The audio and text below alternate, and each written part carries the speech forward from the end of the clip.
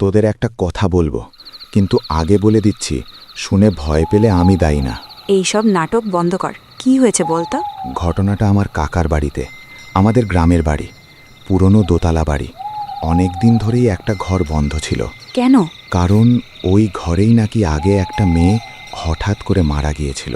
মানে খুন না? ঠিক কেউ জানে না, সবাই শুধু বলতো ওই ঘরে কিছু আছে, তাই দরজায় তালা দিয়ে রাখা হয়েছিল। ঘটনাটা যেদিন শুরু হয়, আমরা গিয়েছিলাম দুর্গাপুজোর সময়। রাতে সবাই গল্প করছিলাম, তখন হঠাৎ ঠক ঠক ঠক। এটা কি শব্দ? ওই বন্ধ ঘরের দরজা থেকে। কেউ তো থাকার কথা না। আমার কাকা বলল, ও সব শুনিস না, পুরনো বাড়ি, কাঠের শব্দ। কিন্তু শব্দটা থামছিল না।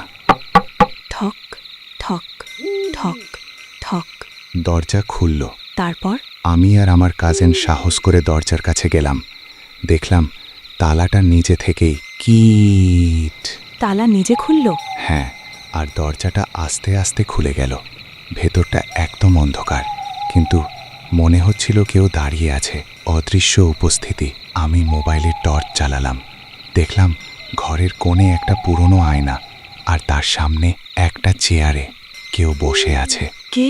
দেখা যাচ্ছিল না ঠিক, কিন্তু চুলগুলো সামনে ঝুলেছিল, মুখ ঢেকে। তখনই প্রথম আওয়াজ, তোমরা কেন এসেছো? না না, আমি শুনতেই চাই না। আমার কাজিন তখন বলল, কে তুমি? এই ঘর আমার। হঠাৎ যা ঘটল, হঠাৎ করে দরজাটা জোরে বন্ধ হয়ে গেল। থাম। আমরা ভেতরে আটকে গেলাম। তারপর? ঘরের সব জিনিস নড়তে শুরু করলো, থক থক ঠাস। আর আয়নাটার মধ্যে আমরা দেখলাম আমাদের পেছনে কেউ দাঁড়িয়ে আছে। এখান থেকে বের হতে পারবে না। ভয়ঙ্কর মুহূর্ত। আমি পিছনে তাকালাম, কিন্তু কেউ নেই। আবার আয়নায় তাকাতেই ওটা একদম আমাদের পেছনে, মুখটা রক্তে ভরা, চোখ দুটো পুরো সাদা। তোরা বাঁচলি কিভাবে? দরজার শেষ মুহূর্ত। হঠাৎ বাইরে থেকে আমার কাকা দরজা ভেঙে ঢুকলো। আমরা বাইরে বেরিয়ে এলাম, কিন্তু বের হওয়ার আগে আমি শেষবার ঘরের ভেতরে তাকালাম। আমি এখনো এখানেই আছি।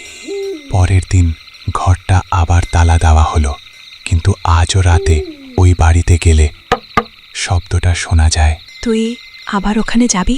না, কিন্তু মাঝে মাঝে রাতে আমার ঘরের দরজাতেও শব্দ হয়।